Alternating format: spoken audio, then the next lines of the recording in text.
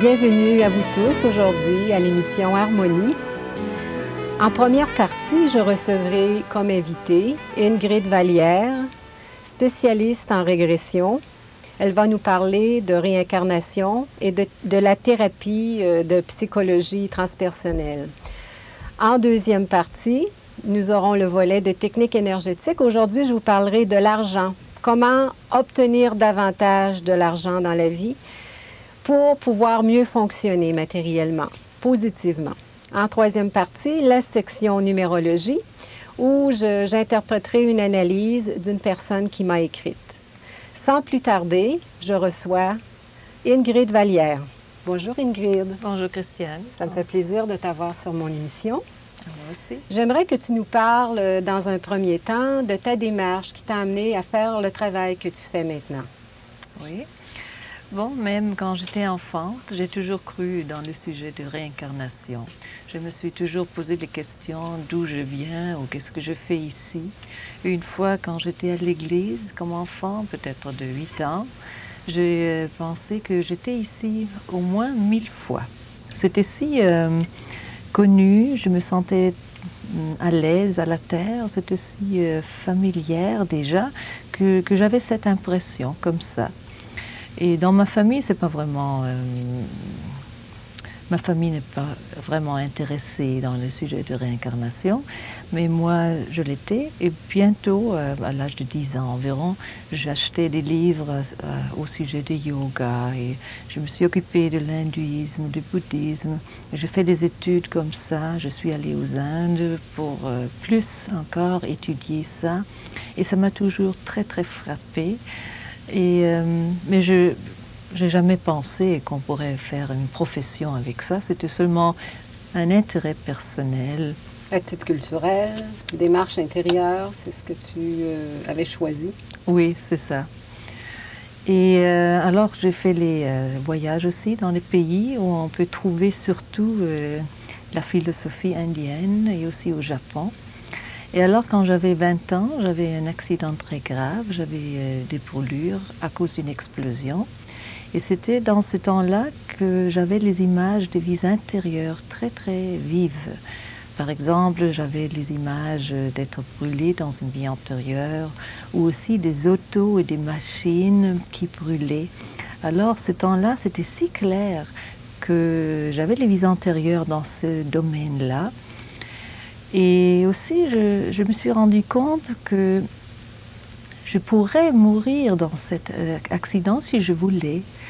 L'âme s'éloignait déjà du corps, mais j'ai décidé de ne pas m'éloigner parce que, après tout, il y avait encore beaucoup de choses à faire ici. Et après ça, je suis retournée et j'ai fait marcher, fonctionner mon corps encore et je me suis récupérée. Et bientôt après ça, j'ai entendu de la possibilité de faire les régressions aux États-Unis. Un ami de moi l'avait fait et j'étais si intéressée en ça, j'ai décidé d'y aller et le faire.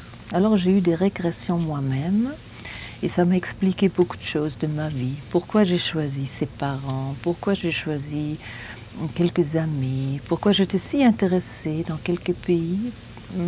Surtout la région asiatique m'a toujours très attirée. Et après ça, ça m'a tout expliqué. Je pensais, bon, c'est un sujet vraiment très intéressant. Pourquoi je ne reste pas en Amérique pour faire les formations aussi? Une fois que je suis ici, c'est plus facile. Alors j'ai fait ça pour quelques années. Alors tout ensemble, j'étais dans les États-Unis pour 4 ans et demi pour faire les formations et les régressions. Dans quelle ville des États-Unis as-tu... C'était Los Angeles. Los Angeles, oui, en Californie. Oui, c'est ça. Et après ça, je suis retournée en Allemagne.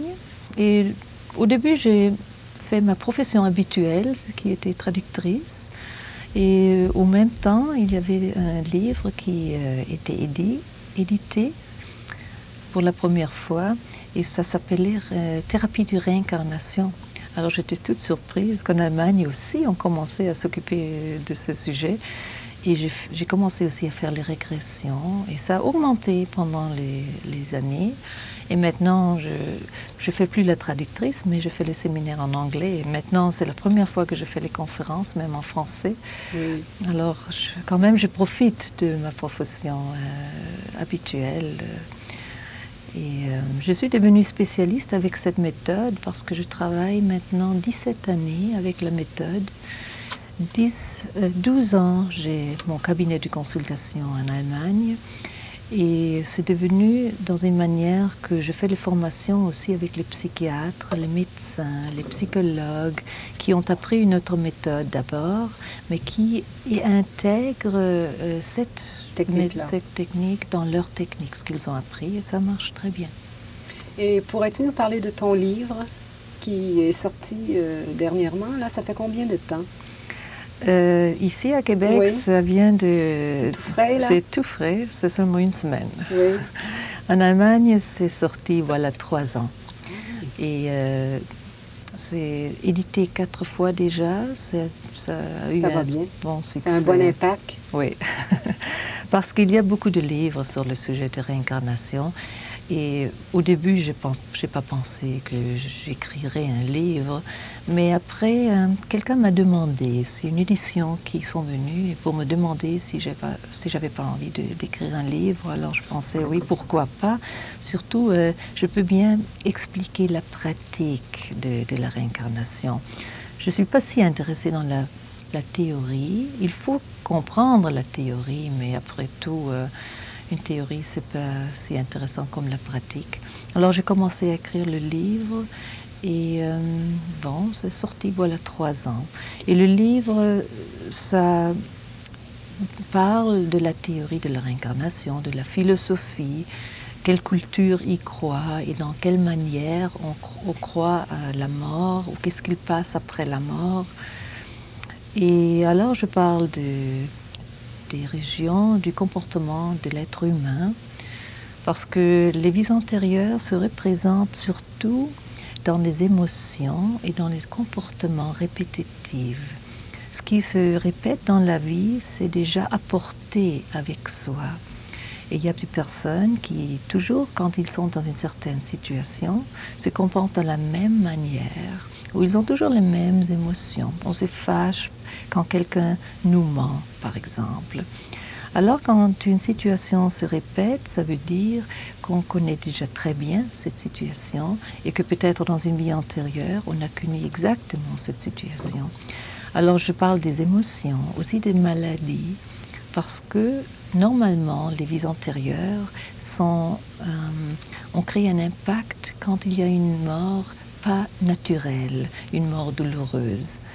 Et les douleurs, ce qu'on a eu pendant une mort ou qui a mené à la mort dans une vie antérieure, sont normalement nos maladies aujourd'hui, nos symptômes, des psychomatiques qu'on ne peut pas expliquer